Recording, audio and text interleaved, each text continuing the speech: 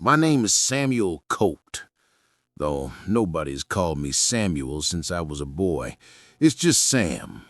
And for the better part of 60 years, this patch of Arizona dirt has been my whole world. I was born in the small house my grandfather built, under the same vast, unforgiving sky that now watches over me. My hands are maps of this land, every callus a drought, every scar a harvest.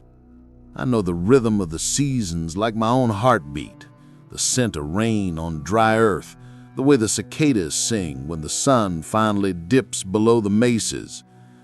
It's a simple life, a predictable one, or at least it was. It all started 3 weeks ago, on a Tuesday. The day began like any other. The sun bled over the eastern horizon, painting the sky in shades of orange and purple. I was out in the south field, checking the irrigation lines. We had had a long, brutal dry spell, and the ground was cracked and thirsty. The corn stalks were shorter than they should have been, their leaves a pale, tired green.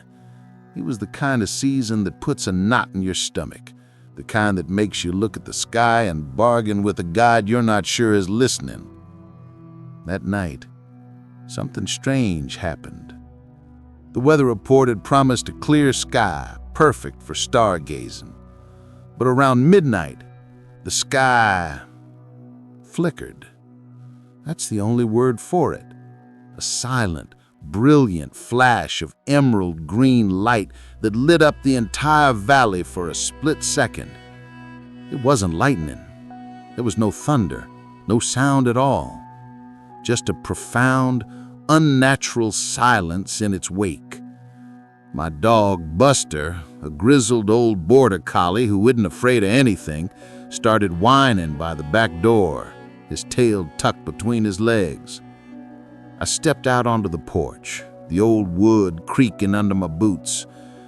The air felt different, charged, like the moment before a storm, but without the humidity. I scanned the horizon. Nothing. Just the familiar silhouettes of the mountains and the endless blanket of stars. I told myself it was probably just a transformer blowing in town, or maybe even heat lightning playing tricks on me. I went back inside, calmed Buster down, and tried to sleep. But that image of that green flash was seared into the back of my eyelids. The next morning, I found it. I was riding the tractor out to that same south field, the morning sun already baking the back of my neck. I was about halfway down the third row when I saw it, a place where the earth was wrong. It wasn't a crater, not really, more like a wound. A perfectly circular patch of soil, about 10 feet across, looked like it had been superheated and then instantly cooled. The dirt was fused together into a dark, glassy surface like obsidian. The corn stalks around the circle weren't burned, they were just withered, drained of all life, their leaves gray and brittle. I killed the engine, the sudden silence deafening. I walked to the edge of the circle, the glassy ground crunching faintly under my boots. It was bizarre. In all my years of farming, I'd never seen anything like it. No scorch marks, no sign of a fire. It was just sterile, dead. And in the very center of that circle lay the stone. It wasn't large, about the size of my fist. It was perfectly smooth, without a single sharp edge, shaped like a river stone that had been tumbled for 1,000,000 years. But its color was a deep, matte black that seemed to drink the sunlight. It was darker than any rock I'd ever seen, so dark it almost looked like a hole in the world. Curiosity got the better of me. I knelt down, my old knees protesting, and reached for it. The moment my fingers brushed its surface, a jolt, cold and sharp, shot up my arm. It wasn't an electric shock. It was a feeling of emptiness, an absolute profound cold that felt like it was pulling the heat right out of my body. I snatched my hand back, my heart hammering against my ribs. I sat there for a long time, just staring at it. My rational mind was screaming at me to leave it, to get back on my tractor and pretend I never saw it. This was something that didn't belong, something that felt ancient and wrong. But another part of me, a deeper, more primal curiosity, was captivated. Where did it come from? What was it? Eventually, I did the stupidest thing I've probably ever done. I took off my thick leather work glove, wrapped it around the stone, and picked it up. It was heavy, far heavier than a rocket size should be. And even through the thick leather, I could feel that deep, unnatural cold.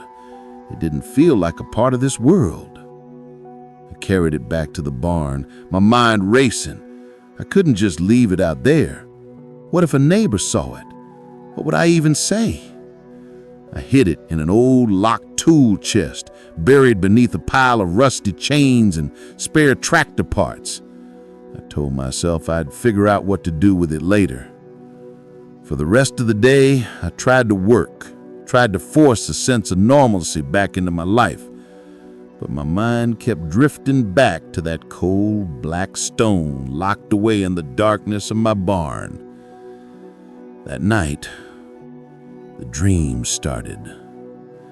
They weren't nightmares, not exactly. They were geometric.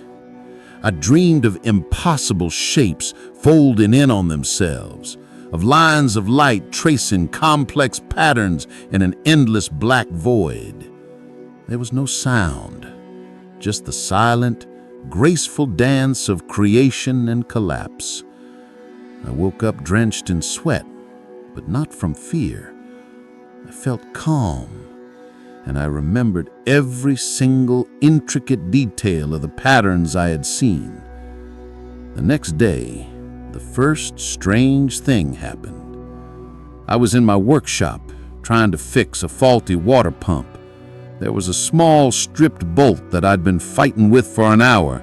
My knuckles were bloody, and I was about to give up and drive into town for a new part. In a moment of pure frustration, I put my hand on the pump's housing and just thought about the bolt turning. I imagined the threads inside, the way they should grip and twist. And then I felt it, a faint vibration under my palm.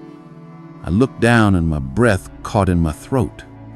The stripped bolt, the one that wouldn't budge with any wrench, was slowly, impossibly turning. It moved with a smooth, steady grace, unscrewing itself from the housing as if guided by an invisible hand. It took maybe 5 seconds, and then it dropped onto the concrete floor with a soft clink. I stared at the bolt, then at my own hand. It was just a hand, old, calloused, scarred from a life of hard labor. There was nothing special about it. I tried to rationalize it. Maybe the vibrations from the quench motor had finally loosened it, but the pump was off. I hadn't even plugged it in. I spent the rest of the day in a daze. I kept looking at my hands, flexing my fingers, expecting something to happen. Nothing did.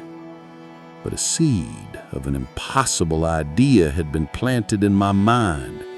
An idea that connected the green flash in the sky, the glassy circle in my field, the cold stone in my barn, and the bolt that had turned on its own. It was insane. It was impossible. But in the quiet solitude of my farm, under that vast Arizona sky, the line between the possible and the impossible had started to blur. And I had a cold, sinking feeling that my simple, predictable life was over. For the next 2 days, I lived in a fog of disbelief. I went through the motions of my life, feeding the chickens, checking the fences, driving into town for supplies. I'd nod at my neighbors, talk about the lack of rain, and complain about the price of feed. Everything on the surface was normal, but underneath, my mind was a churning sea of questions. Every time I looked at my hands, I saw that little steel bolt turning, and the world would tilt on its axis all over again. I avoided the south field, taking the long way around on the tractor. I didn't want to see that glassy black circle. I was afraid of what it represented. I was even more afraid of the stone, locked away in the cool darkness of the barn. The secret was a living thing, a weight in my gut. I'm not a man who keeps secrets. In a place like this, your life is an open book.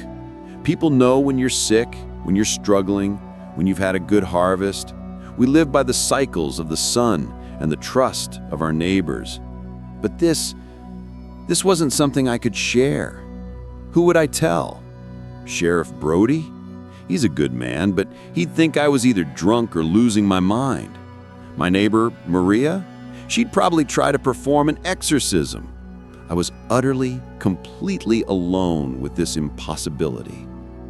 The third night was when my resolve finally broke. The moon was a thin sliver in the sky, and the stars were scattered like diamond dust on black velvet. The house was quiet, except for the hum of the old refrigerator and Buster's soft snores from the foot of my bed. But I couldn't sleep. The memory of the bolt, the feel of that unnatural cold, it was all I could think about. I knew I had to see it again. I had to know if I was going crazy. I slipped out of bed, pulled on my boots and a jacket, and walked out into the cool night air. The barn loomed ahead, a hulking shadow against the starlit sky. Inside, it smelled of hay, dust, and engine oil, the comforting sense of my entire life. I switched on the single bare light bulb that hung from a rafter, casting a pool of pale yellow light and creating long, dancing shadows. My heart was pounding as I walked over to the old tool chest. My hands trembled slightly as I fumbled with the rusty latch. I lifted the heavy lid and reached past the chains, my fingers closing around the thick leather of the work glove I'd used. Lifting the stone out felt like lifting a piece of the night itself. I placed it on my workbench, unwrapping it from the glove. In the dim light, the stone seemed even darker, a perfect void. It didn't reflect the light, it devoured it. I stood there for a long time, just looking at it. Then, cautiously, I reached out my bare hand and let my fingers hover just an inch above its surface. The cold was still there, an invisible aura that leached the warmth from my skin. But there was something else now, too, a faint, almost imperceptible vibration, a thrumming like a deep and distant engine that seemed to resonate not in my ears, but directly in the bones of my skull. "Okay, Sam, let's see if you've lost your mind," I whispered to myself, the sound startlingly loud in the silence. I looked around the workbench. My eyes settled on a small, stray nut, probably a quarter-inch. It was sitting next to a can of old paintbrushes. I took a deep breath. I remembered the feeling I had with the water pump, that moment of pure focus, of imagining the bolt turning. I looked at the nut and tried to do the same.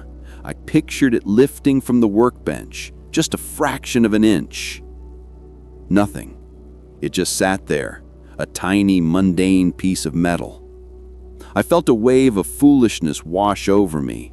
Of course, it was a fluke, a coincidence. I was a tired old man whose mind was playing tricks on him. I was about to wrap the stone back up and bury it so deep in the chest I'd forget it ever existed. But I decided to try one more time. This time, I didn't just look at the nut. I looked at the stone. I focused on that deep thrumming, that vibration that seemed to be the source of it all. I let it fill my mind. And then I thought about the nut again. I didn't try to lift it. I just connected it in my mind to the energy I felt coming from the stone. And it trembled. It was barely perceptible, a tiny shudder, but it was real. My breath hitched. I focused harder, pouring all my concentration into that connection. The nut rattled again, then slid a millimeter to the left. Then it lifted.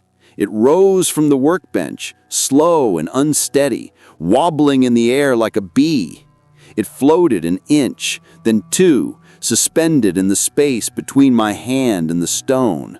A grin spread across my face, a feeling of pure, childish wonder I hadn't felt in 50 years. I was doing it. It was real. I wasn't crazy. I made it hover for a few seconds, my mind reeling with the implications, before my concentration broke and it fell with a soft tink back onto the workbench. I spent the next hour in that barn, the rest of the world forgotten. I lifted nails, washers, a small wrench. The bigger the object, the more concentration it took. It was mentally exhausting, like trying to solve a complex math problem in my head. But it was exhilarating. The stone wasn't just a rock, it was a key or a conduit. It was somehow unlocking a part of my mind, giving me access to a force I never knew existed. It was only when I started to feel a deep, bone-weary fatigue that I stopped. As I carefully wrapped the stone and placed it back in its hiding spot, my gaze fell on the far wall of the barn, where a row of old, forgotten clay pots sat filled with dried-up soil. An idea sparked in my mind, a strange, hopeful, terrifying idea. The next morning, before the sun was fully up, I walked back out to that south field. I forced myself to walk to the edge of that glassy black circle. It was just as I had left it, a sterile, dead patch of earth. But as I looked closer, I saw something that hadn't been there before. Right in the center of the circle, pushing its way up through a crack in the vitrified soil, was a single tiny green sprout. It was impossible. Nothing should be able to grow in that fused, lifeless ground. The sprout itself looked vibrant. Its green was deeper and richer than any of the struggling corn surrounding it. It looked more alive than anything else in the entire field. The stone wasn't just changing me, it was changing the world around it. And I knew, standing there in the quiet dawn, that this secret was about to get much, much bigger. Seeing that single green sprout was like a key turning in a lock. It changed the nature of the secret. Before, it was about me, my mind, a strange personal fluke that I could keep hidden in the barn. But that sprout, that was different. The stone wasn't just talking to me, it was talking to the earth, and the earth was answering back. I started a new routine. Every morning, just as the sun was rising, I'd walk out to the south field before starting my real chores. I'd check on the sprout. The first few days, its growth was just rapid.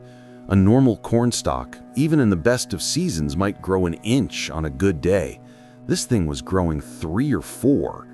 I measured it with my old tape measure, scratching the numbers onto a notepad with a trembling hand. The numbers didn't make sense. By the end of the first week, it was over 2 feet tall, and it was becoming clear this was no cornstalk. The main stem was a deep, iridescent purple, and it had a strange, smooth texture, almost like polished wood. The leaves were the most peculiar part. They were a vibrant chlorophyll green, but they grew in perfect symmetrical spirals around the stem. At night, I swore they gave off their own faint silvery light, a soft bioluminescence that made the plant look like a ghost in the darkness. As the plant grew, so did the changes in me. They were subtle at first, easy to dismiss. The old ache in my lower back, the one that had been my constant companion for 20 years, was just gone one morning. I got out of bed and there was no stiffness, no familiar groan of protest from my bones. A few days later, I was reading the newspaper in the kitchen and realized I wasn't wearing my glasses. I could read the fine print of the stock market report clear as day. My eyesight was better than it had been since I was 30. I felt stronger. The 100-pound feed sacks didn't seem as heavy. The long days working under the sun didn't drain me the way they used to. It was like my body was quietly, secretly being repaired from the inside out. I felt a vitality, a well of energy that I thought had run dry decades ago. Part of me was thrilled, grateful, but another, more cautious part of me was terrified. This wasn't natural. It was the stone. Its influence was seeping into my very cells, rewriting me, just like it was rewriting the barren soil in my field. What was the price for these gifts? What was I becoming? My nights in the barn became more frequent. Practicing with the stone was the only way I felt I had any measure of control over the situation. My abilities were growing stronger, more refined. I could now lift the heavy wrench set, all 12 pieces at once, and have them hover in the air, arranging them by size in a perfect floating line. I learned it wasn't about force, like lifting with a muscle. It was about clarity, about holding a perfect, unshakable thought in my mind. The stone provided the power. My mind just had to aim it. This newfound power had practical uses. One afternoon, the engine on my old pickup truck seized up. A clogged fuel injector, a part so deep inside the engine block I usually would have had to spend a whole day taking it apart. Instead, I went to the barn, brought the stone out, and set it on the hood of the truck. I closed my eyes, picturing the intricate pathways of the engine. I focused on the tiny blocked nozzle. I imagined the blockage dissolving, breaking apart, becoming dust. I felt that familiar thrumming in my skull, a deep and powerful vibration that seemed to make the whole truck hum. After a minute, I stopped, exhausted. I walked to the cab, turned the key in the ignition, and the engine roared to life on the first try, running smoother than it had in years.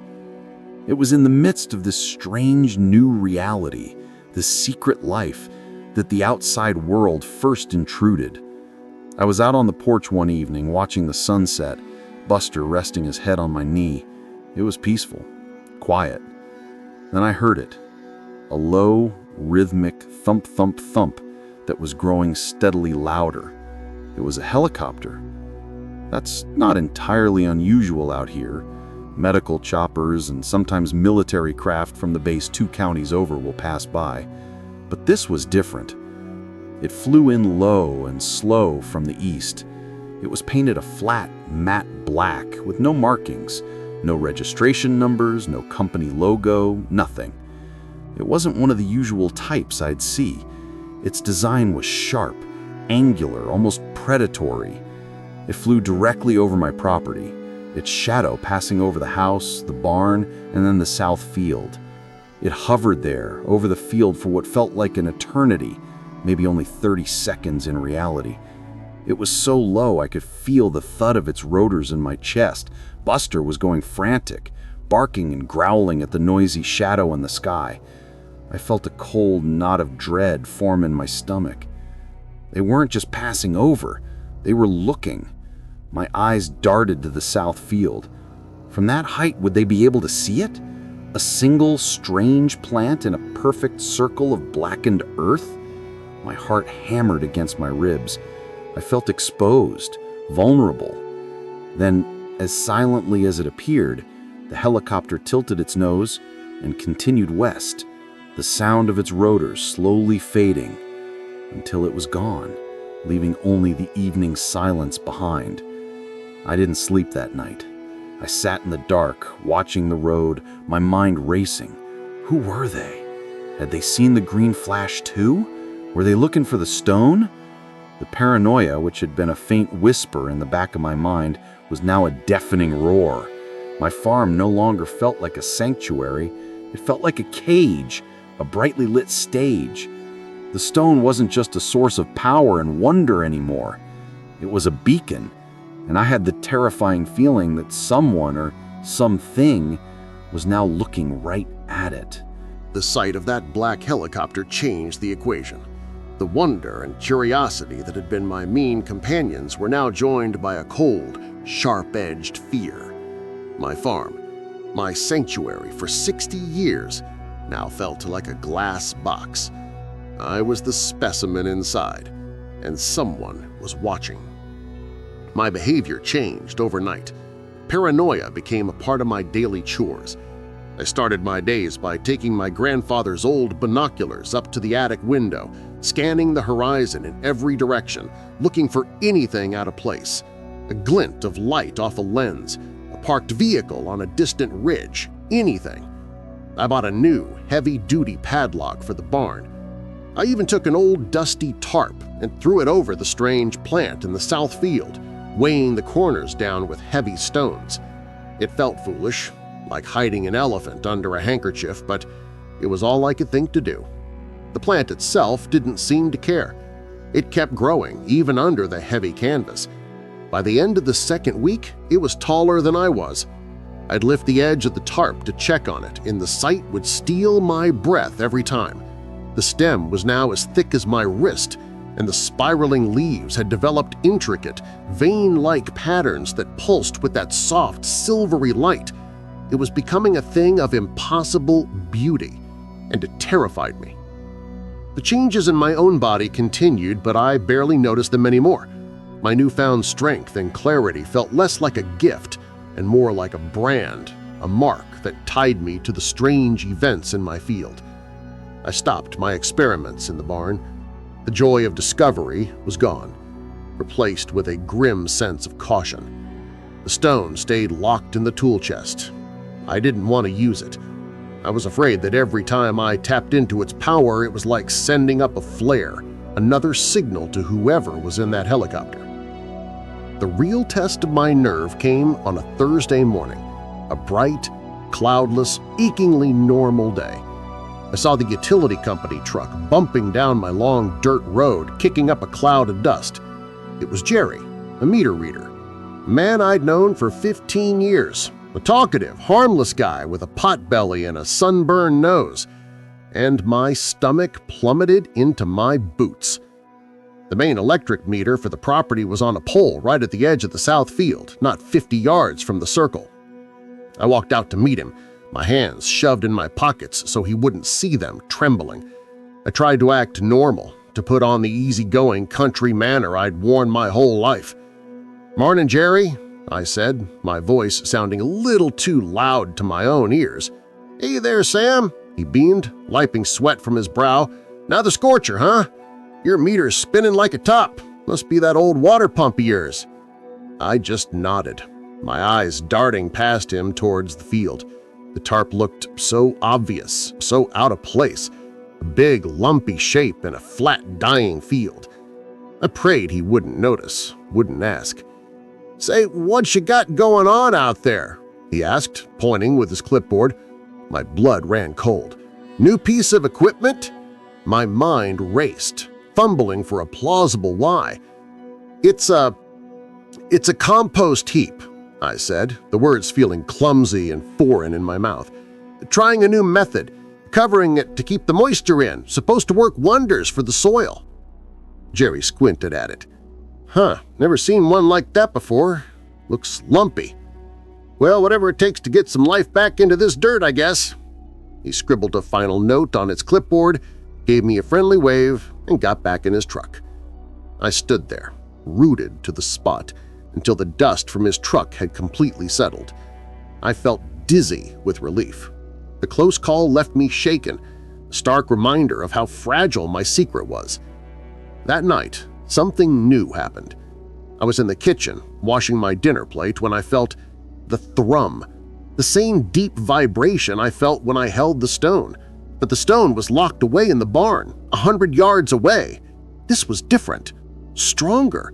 It was a single, pure pulse of energy that seemed to wash over the entire farm. It rattled the plate in my hand and made the windows hum. Buster whined and scratched to the door. I knew instinctively where it came from. I grabbed a flashlight and ran outside, my heart pounding with a mix of fear and an undeniable pull of curiosity. I ran to the south field, to the tarp. Even from 20 feet away, I could see it. A soft, pulsating silver-blue light was leaking out from under the edges of the canvas, casting strange, moving shadows on the ground. With trembling hands, I pulled back the tarp. The plant had bloomed. At its very top was a flower unlike I had ever seen. It was a complex, geometric globe of petals that seemed to be made not of plant matter, but of pure, soft light. They unfolded and shifted in a slow, hypnotic rhythm, and with every pulse of light, a low, melodic, chiming note hung in the air. It was the most beautiful and alien thing I had ever witnessed. I stood there for an unknown amount of time, mesmerized. The flower's light pulsed in a steady, repeating pattern, like a code, a signal. It wasn't just growing anymore, it was broadcasting. And as I watched it, I felt another pulse, a fainter echo coming from the direction of the barn. The stone. It was answering. Or maybe it was resonating like two perfectly matched tuning forks. They weren't two separate objects. They were a system. The stone was the seed, the key. The plant was the antenna. And right now, it was sending a message out into the vast, dark emptiness of the sky. The question that chilled me to the bone was, who was it talking to? Panic is a cold, sharp thing. For a farmer, panic is usually tied to the earth. A sudden frost, the shadow of a hawk over the chicken coop, the smell of smoke on the wind. This was a new kind of panic. It was cosmic. My secret was screaming its existence into the heavens. My first foolish instinct was to try and hide it. I dropped the tarp and tried to smother the light, throwing the heavy canvas back over the luminous flower. It was useless. The light didn't just shine through it, it seemed to intensify, projecting the intricate geometric patterns of the flower onto the underside of the canvas. The tarp, which I'd hoped would be a shield, had become a movie screen. The signal was not going to be silenced. My heart hammered against my ribs. The pulsing from the plant, the echoing thrum from the barn, they were in perfect sync. A conversation. I was standing in the middle of a sentence I couldn't understand, and my farm was the telephone line. I realized I couldn't stop it, but maybe, just maybe, I could understand it. The stone. I had to get the stone. I ran to the barn, my boots stumbling on the uneven ground. I fumbled with the new padlock, my hands shaking too much to work the key. "Come on, Sam," I hissed into the darkness. Finally, the lock clicked open. I threw the heavy lid of the tool chest back and plunged my hands inside. The moment my skin touched the stone surface, I knew something was different. The profound, absolute cold was gone. In its place was a distinct, vibrant warmth that spread through my fingers and up my arm. It felt alive.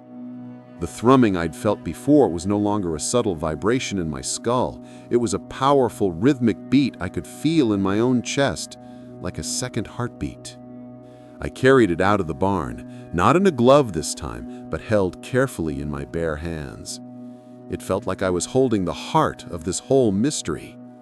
As I walked back toward the glowing plant, the stone grew warmer, and the pulsing beat grew stronger, faster, syncing perfectly with the chiming, luminous flower. I stood before the plant, a strange and beautiful sentinel in the dying cornfield. The air around it was thick with energy, making the hairs on my arms stand on end. Taking a deep breath, I slowly, deliberately held the stone out and touched it to the plant's thick purple stem. The world dissolved. It wasn't a sound or a light, it was everything at once. The connection between stone and stem completed a circuit, and I was caught in the current.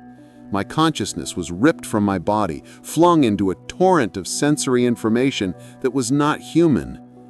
I saw what the stone saw. I felt the crushing pressure of 1,000 atmospheres, the silent cold of a place with no sun. I saw nebulae of gas and dust bloom and die in colors my eyes were not built to perceive. I flew through the silent, graceful graveyards of dead stars and witnessed the violent birth of new suns. I saw planets of crystal, oceans of methane, and skies filled with 2 moons. There were no words, no narrative, just raw data. Star charts tattooed onto the fabric of space. The elegant and undeniable truth of physics demonstrated in the waltz of galaxies. I felt a sense of immense time, of a journey that had lasted eons, of a slumbering consciousness waiting for the right conditions, the right catalyst, me. And beneath it all, a single unifying feeling, a purpose. It wasn't malice, it wasn't benevolence, it was more like the purpose of a seed falling on fertile ground, a sense of beginning, of arrival. Just as suddenly as it started, it was over. I was back in my field, on my knees, gasping for air. My mind felt like a library whose books had all been thrown into the air at once. The stone was in the dirt beside me, and it was cold again, utterly inert. I looked up at the plant. The flower's light was gone. The petals had folded back into a tight, dark bud. The chiming had stopped. The air was still. The broadcast was over. The message had been sent. A profound silence settled over the farm. The kind of silence that feels heavy, expectant. I got to my feet, my legs unsteady, my mind reeling from the impossible journey I'd just taken. I looked up into the vast, indifferent night sky. At the familiar scatter of stars, it no longer looked the same. It was no longer just a collection of distant lights. It was a map, and I had just seen the places in between. And that's when I saw it. Far off, in the direction of the constellation Orion, a pinprick of light flashed. It was a silent, instantaneous flicker of emerald green, the exact same shade of green that had lit up my valley weeks ago. It wasn't an echo. It was an answer, a reply that said, "Message received." My panic was gone, replaced by a profound dread that felt like a physical weight in my soul. I had been a fool. The helicopter, the men in black suits I imagined, I was worried about the wrong people. I was worried about keeping a human secret, but this secret was never human, and the ones who were watching weren't from around here at all. After the answer from the sky, a new kind of quiet fell over the farm. A heavy, waiting silence. The alien flower had retracted into its bud, dark and dormant. The stone, when I dared to touch it, was once again just a cold, heavy rock. The second heartbeat I'd felt in the barn was gone. The universe had spoken, and now it was holding its breath, and so was I. The days that followed were some of the longest of my life. The vision I'd experienced, that impossible flood of stars and time, had rewired my brain. I tried to focus on my chores, on mending a fence or tilling the north field, but the work felt meaningless. My hands would be in the Arizona soil, but my mind would be drifting through the crystalline nebulae and silent starfields I had been shown. The world I had known for 60 years felt like a faded photograph, a flat, simple place. I knew what lay beyond the blue sky, and the knowledge was a profound and lonely burden. I stopped covering the plant. There was no point. The signal had been sent. Hiding the antenna now was like closing the barn door after the horses bolted. I just let it be. A strange, dark monument in my field, a silent testament to the night my world broke open. It was during this quiet, watchful period that I noticed the other change, the spread. The 10-foot circle of glassy, dead earth was shrinking, not by breaking apart, but by receding, like a puddle drying in reverse. In its place was rich, dark, fertile soil, the likes of which I'd never seen in this arid land. The withered corn stalks at the edge of the circle weren't just recovering, they were thriving. Their leaves were a deep, luscious green, and they were growing twice as fast as the corn in any other part of my farm. The anomaly was bleeding into my land, healing the very ground it had scarred. It was like a slow, silent terraforming project, and my farm was patient zero. I felt like I was living on a completely different planet, one that just happened to be disguised as my home. My isolation felt absolute. I was a man adrift on a tiny island in the middle of a cosmic ocean, and I had just seen two different ships pass on the horizon, one from the heavens, and one, I feared, from much closer. My fear was confirmed on a Tuesday morning. I was fixing a loose board on the porch when I saw the car. It wasn't Jerry's utility truck or a neighbor's dusty pickup. It was a black sedan, clean and waxed, the kind that looks deeply out of place on a country dirt road. It moved slowly, deliberately, and parked right by my mailbox. A man got out. He was of average height and build, wearing a simple gray suit that looked too warm for the Arizona sun. He wasn't carrying a briefcase, just a small, dark tablet. He walked toward my house with a calm, unhurried pace that set every nerve in my body on edge. "Samuel Colt?" he asked as he approached the porch steps. His voice was perfectly neutral, without any discernible accent. "I go by Sam," I said, my voice tight. I didn't invite him up. I kept my hand on the old hammer I was using. "My name is Thompson," he said, not offering a hand to shake. "I'm with the U.S. Geological Survey. We're conducting ground-level atmospheric and geological readings in this sector. There have been some anomalous energy fluctuations reported in the region." The lie was smooth, professional, and utterly transparent. The USGS drove white trucks with government logos on the side. They didn't drive unmarked sedans and wear expensive suits into the desert. "I haven't noticed anything unusual," I said flatly, my gaze unwavering. Thompson gave a thin, polite smile that didn't reach his eyes. He glanced at the tablet in his hand. "Our data suggests a significant event took place on your property approximately 5 weeks ago, a highly localized energy discharge. Did you happen to notice anything? A flash of light, perhaps? A sound?" He knew. My heart was a cold, heavy stone in my chest. This wasn't a fishing expedition. He knew. "The only flashes of light I see out here are from lightning," I said, gripping the hammer a little tighter. "And the only sounds are the coyotes." Thompson's gaze drifted past me, towards the south field. His eyes lingered for just a second, but it was long enough. He wasn't looking at the field in general. He was looking at the exact spot where the plant stood, a dark, strange shape among the withered corn. "Of course," he said, turning his attention back to me. "But these anomalies can have lasting effects. Changes in soil composition, unusual growth patterns in vegetation. Sometimes they can even affect the groundwater. We'd like your permission to take a few soil samples from your property, purely for scientific study." "This is private property," I said, my voice harder than I intended. Thompson's polite smile never faltered. He reached into his suit jacket and pulled out a simple, white business card.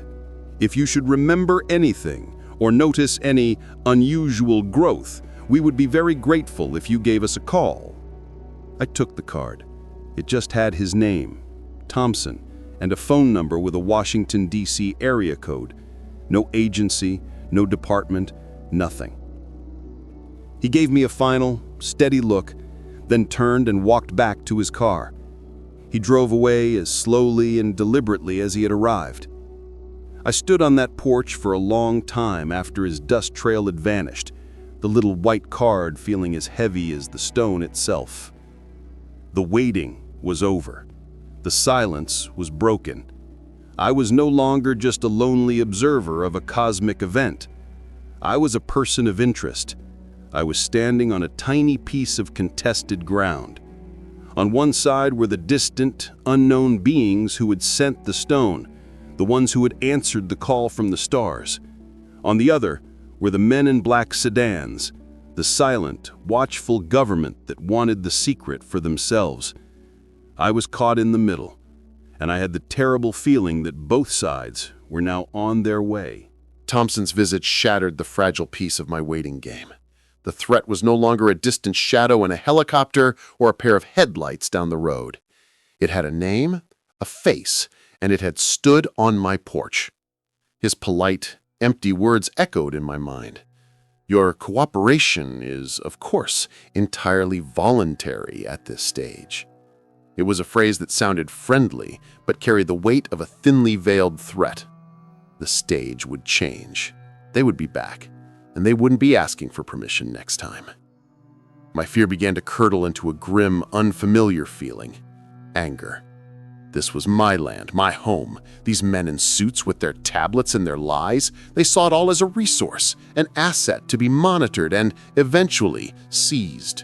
The stone, the plant, they weren't miracles or mysteries to them. They were prizes, weapons maybe, something to be dissected in a sterile lab far from the sun and the soil it had chosen. That afternoon, I found the proof I didn't need. I was checking the fence line along the western edge of my property when a glint of metal in the dust caught my eye. It was a small, thin disc, no bigger than a quarter, with a dark, glassy center. It wasn't mine. It was smooth, manufactured, and cold to the touch. A sensor. A marker. They hadn't just been watching from a distance. They had been on my land. The thought sent a chill through me despite the blistering heat. They were mapping my home, treating it like a future battlefield. That night I knew I had to act. They were looking for the stone. Thompson's questions, his lingering gaze at the field, it was all about the source. The plant was a spectacle, but the stone was the heart. I couldn't move the plant, but I could move the heart. I had to put it somewhere they would never think to look. I went to the barn, the new padlock feeling flimsy and useless. I opened the tool chest and looked at the stone. In the gloom, it seemed to pulse with a deep inner darkness.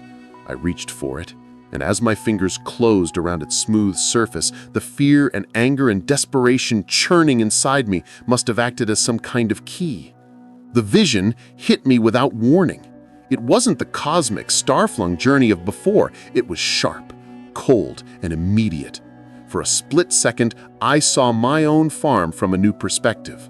I was looking through a lens, a powerful scope that made the heat signature of my own body moving inside the kitchen seem close enough to touch. I saw the heat signature of my own body moving inside the kitchen. Data scrolled in the corner of the vision, barometric pressure, temperature, wind speed. It was the cold, analytical view of a sniper. The vision lasted only a second, but its message was clear. They were out there, on the ridges, watching me, right now. The vision solidified my resolve. I had to hide it somewhere they couldn't scan for, a place that was part of the very bones of this farm, a place only I knew. My grandfather was a practical man, a man who had seen the sky turn black with dust in the 30s and had a deep respect for the violence of nature. After a bad tornado scare in '58, he built a storm cellar, but he was also a secretive man. He didn't just build it, he hid it. Underneath a stack of old rotted feed sacks in the darkest corner of the barn was a heavy plank. It took all my rejuvenated strength to pry it up, revealing a dark square hole and a set of steep wooden steps leading down into the cool, musty dark. I hadn't been down there in 30 years. With a flashlight in one hand and the stone in the other, I descended. The air was thick with the smell of damp earth and thyme. The cellar was small, maybe 10 feet by 10 feet, with stone walls and a few empty, cobwebbed covered shelves. This was it. A pocket of the past, invisible to the modern world. No satellite would see through the thick earth and stone. No sensor would pick up a signal from down here. There was a loose stone in the far wall, a detail my grandfather had shown me when I was a boy. A small, hidden compartment where he kept a bottle of whiskey and an emergency tin of cash. I pulled the stone free, revealing a small, dark cavity. It was the perfect spot. As I held the alien stone preparing to place it in the wall, a profound realization washed over me. I wasn't just hiding a strange rock, I was making a choice.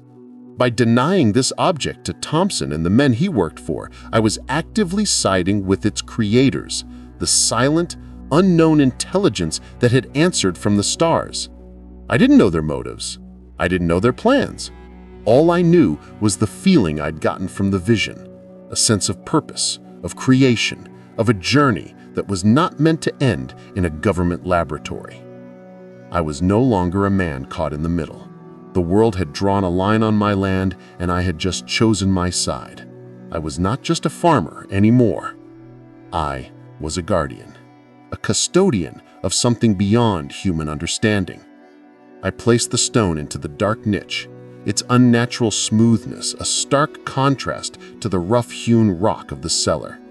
I slid the heavy stone back into place, sealing the secret in the cool, silent earth.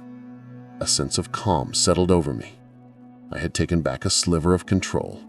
They could watch me, they could map my land, but they would not find the heart. Not until they tore the whole farm and me apart. And I knew, with a certainty that settled deep in my bones, that day was coming.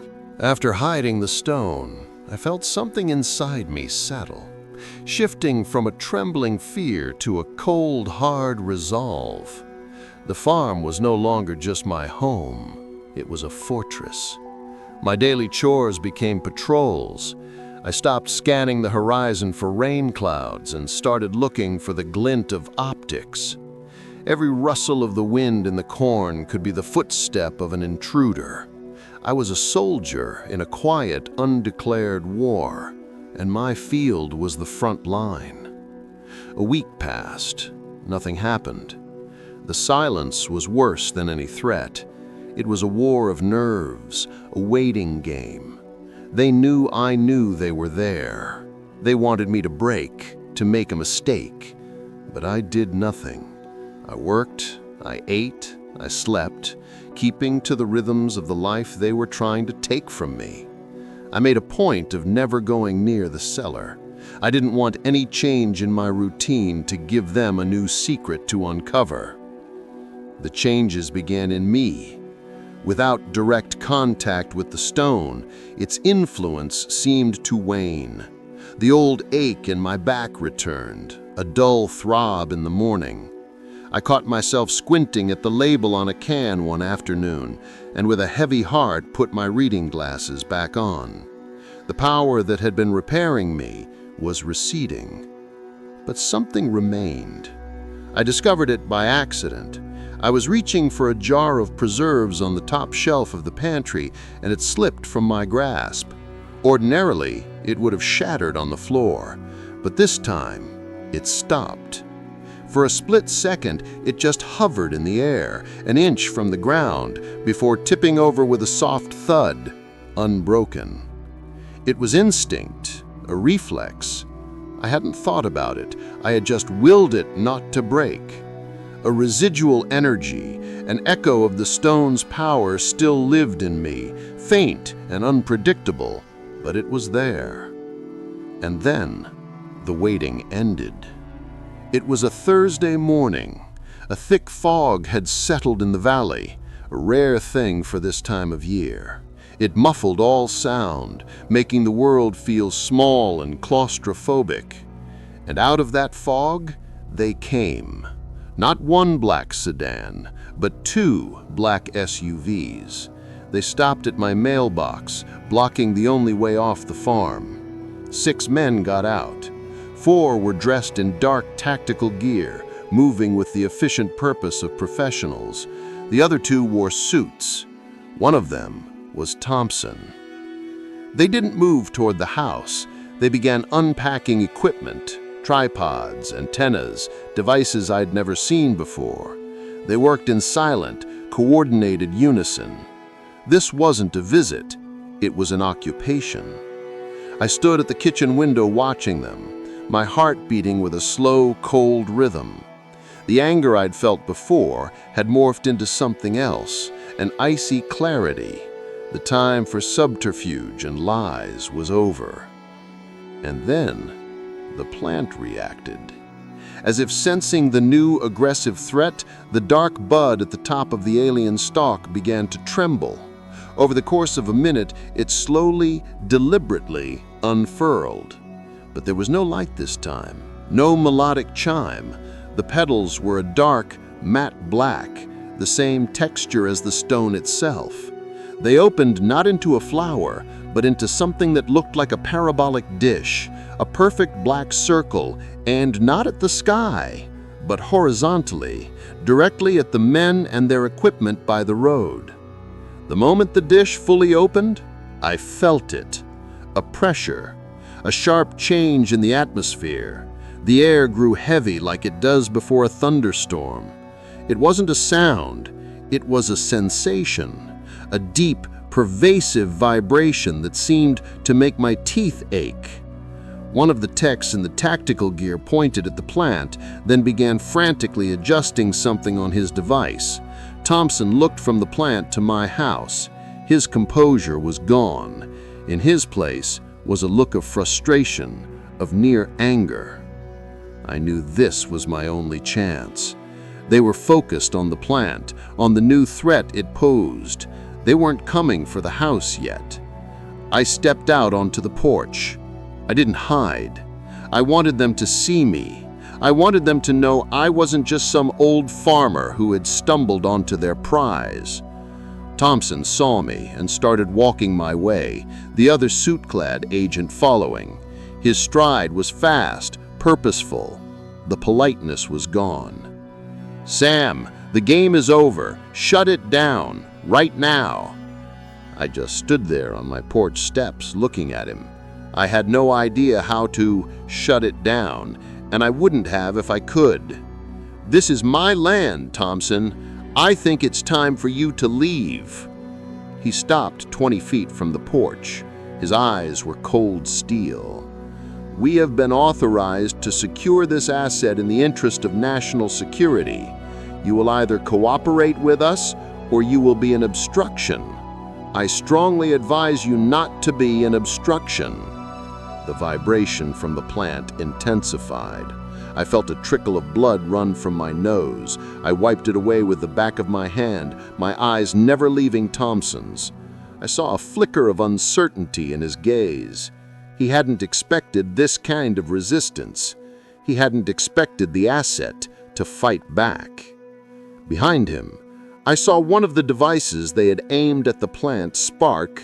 A wisp of smoke curled from it, and the tech jumped back. The plant was defending its territory, and I realized so was I. I was part of this land. I was part of this system now. I was not powerless.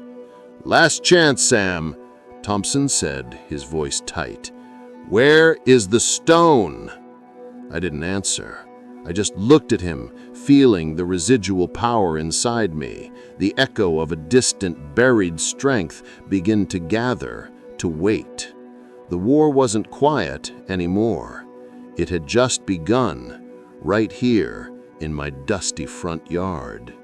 Thompson's question hung in the heavy air between us. "Where is the stone?" It wasn't a request for information.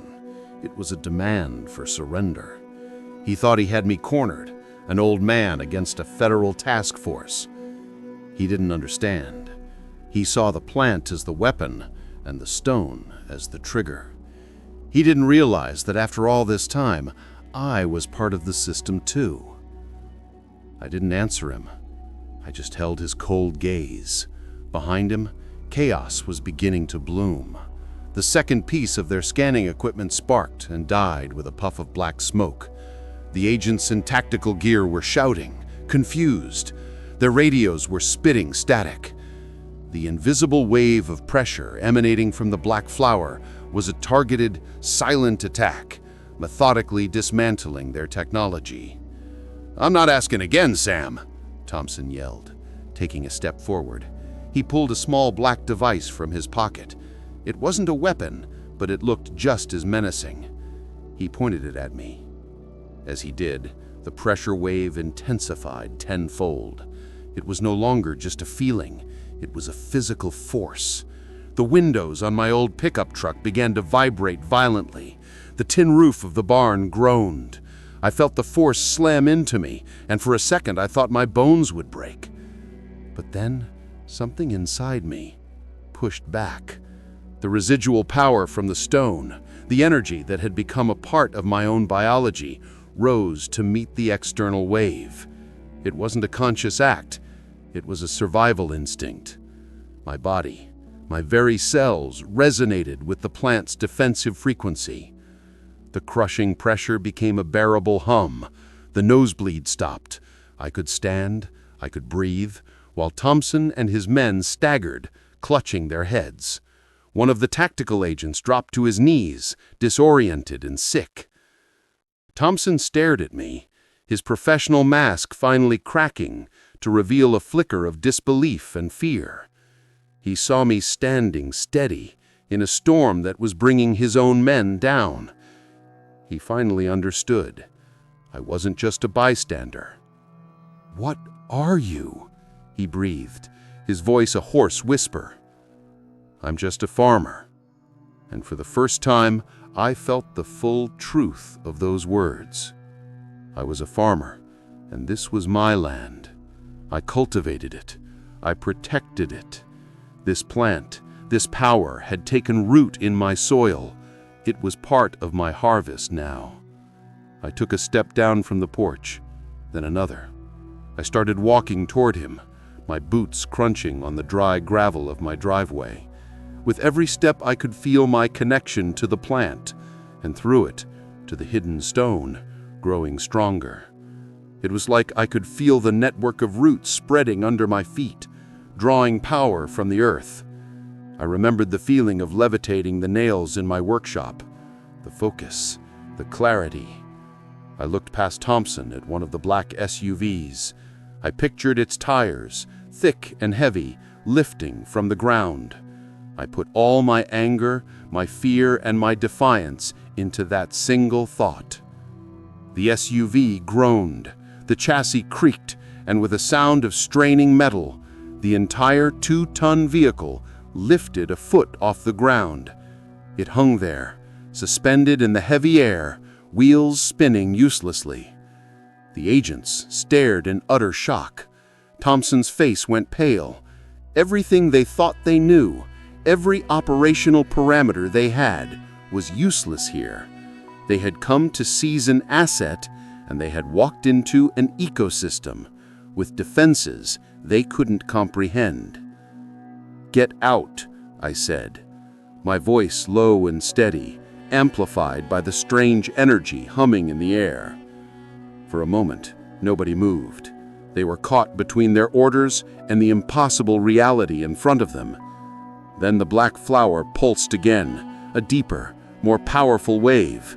The windshields on both SUVs cracked simultaneously, a spider web of fractures appearing in the glass. That was the breaking point. The agent in the suit next to Thompson grabbed his arm, pulling him back. "Sir, we have to go. Our equipment is dead." Thompson didn't take his eyes off me. He was a man watching his entire worldview collapse. Finally, he gave a curt nod. He and his men scrambled back into their damaged vehicles. I held the SUV in the air until they were all inside. Then I let it drop. It slammed back to the ground with a bone-jarring crash. I stood in the swirling dust of my driveway, watching the taillights of the SUVs vanish over the horizon. The sudden silence they left behind was more profound than any noise. The heavy pressure in the air dissipated, leaving the familiar dry heat of an Arizona morning. The black flower on the alien stalk slowly, gracefully folded in on itself, retracting back into a dormant, sealed bud. The immediate battle was over. I didn't feel triumphant, I didn't feel relieved. I felt calm. A deep, anchoring calm, as if I had finally found my true place in the world. I walked back to my porch and sat on the steps, the old wood warm beneath me. Buster came and rested his head on my knee, no longer whining, his quiet presence a comfort. I looked out over my land, the cracked windshields of my pickup, the dead government sensors, the strange, silent plant in the south field. My world had been invaded and irrevocably changed, but for the first time, it felt completely, truly mine. They never came back. Not Thompson, not the men in tactical gear, not the black sedans. Days turned into weeks, weeks into a season. I would scan the horizon with my binoculars, expecting to see them regrouping on the ridges, but there was nothing. It was as if my farm had been wiped from their maps, a territory so inexplicably hostile it was now marked as a hazardous zone, best left alone. They had encountered a power they couldn't bully, couldn't classify, and couldn't control, so they chose to pretend it didn't exist.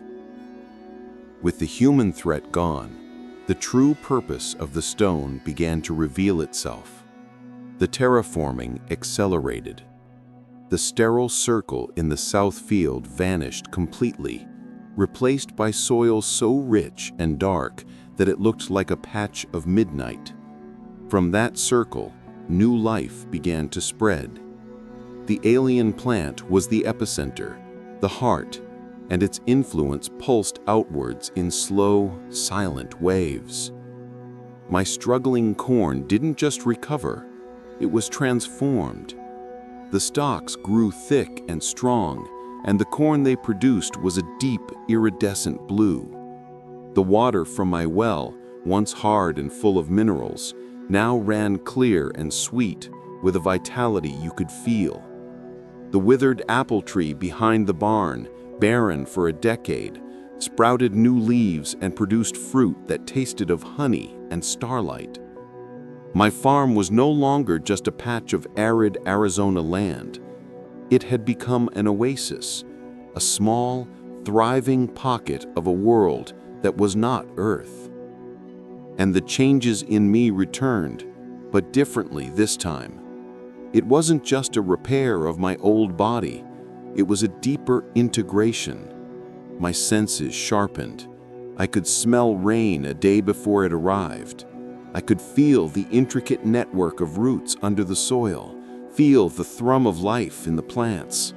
I no longer needed the stone to touch the power. I was a part of the network now. The stone was the seed, the plant was the antenna, and I was the custodian, the gardener of this strange new Eden. One evening, months after Thompson had fled, I was sitting on my porch watching the sunset.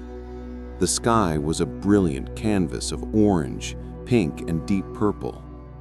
As the last sliver of the sun disappeared, the bud on the alien stalk opened one last time.